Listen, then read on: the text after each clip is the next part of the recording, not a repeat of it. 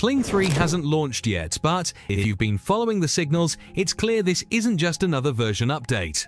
Kling 3 is shaping up to be a shift toward production-ready AI video, with stronger consistency, longer clips, better physics, and a more unified end-to-end workflow.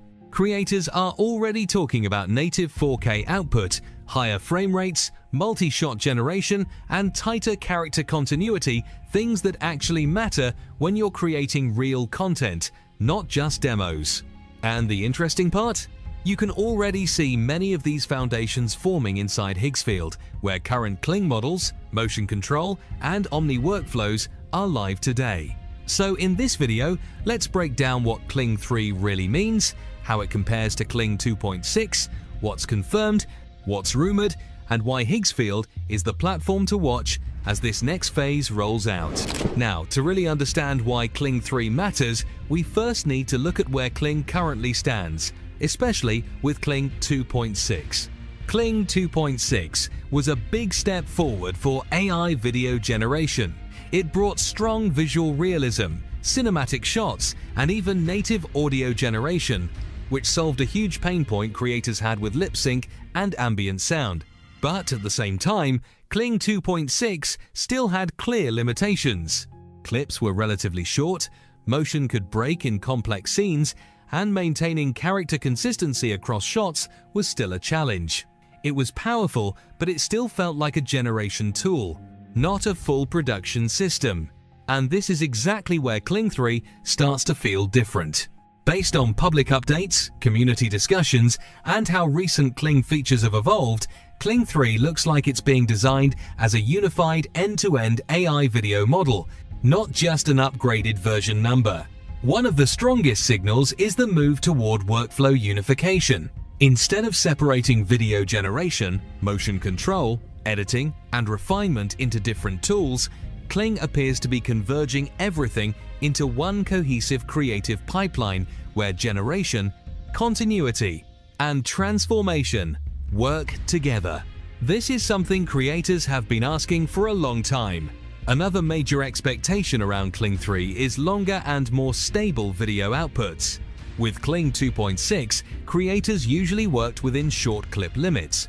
But Kling 3 is widely expected to push generation durations significantly further, potentially into the 30 to 60 second range, while maintaining temporal coherence, visual stability, and character identity. And that's a big deal. Because longer clips don't just mean more seconds, they mean actual storytelling, structured scenes, and multi-shot sequences that don't fall apart halfway through.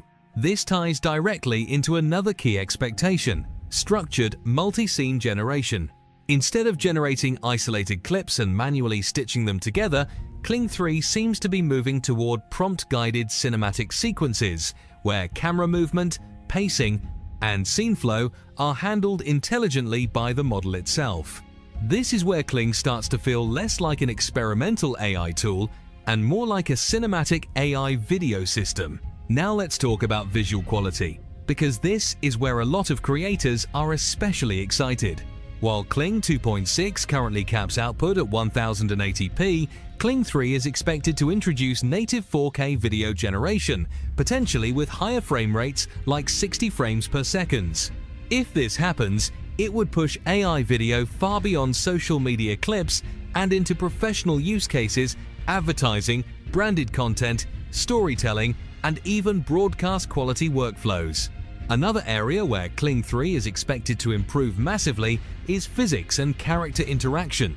Current AI video models often struggle with things like hands touching objects, characters interacting with each other, cloth simulation, close physical contact without visual glitches. Signals suggest Kling 3 is specifically addressing these issues, aiming for more believable motion, better object handling, and cleaner interactions, even in complex scenes.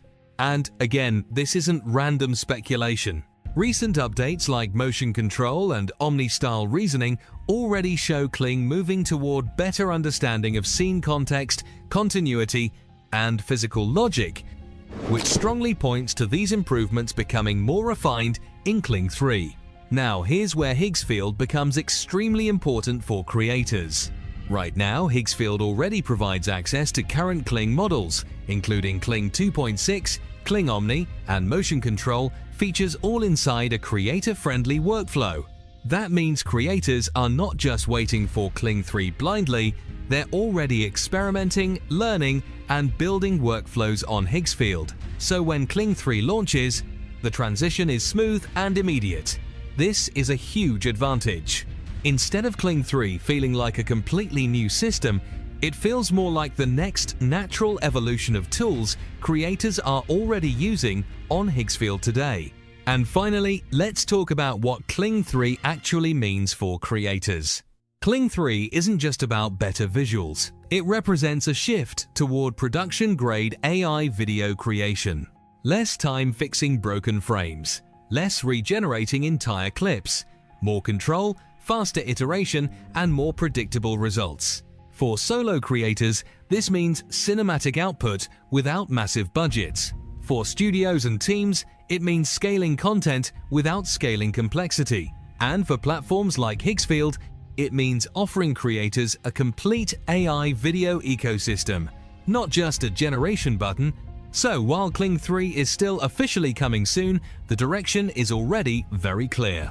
And if these signals turn into reality, Kling 3 could mark one of the biggest shifts we've seen so far in AI video generation. So yeah, while Kling 3 isn't officially live yet, all the signals point to helping creators move from short experiments to production-ready AI video. And the best part? You can already explore Kling's current models, motion control, and Omni workflows directly on Higgsfield right now. If you want to stay ahead of the curve before Kling 3 drops, check the links in the description, explore Higgsfield, and start experimenting early. This is one of those shifts you'll want to be ready for before everyone else catches up.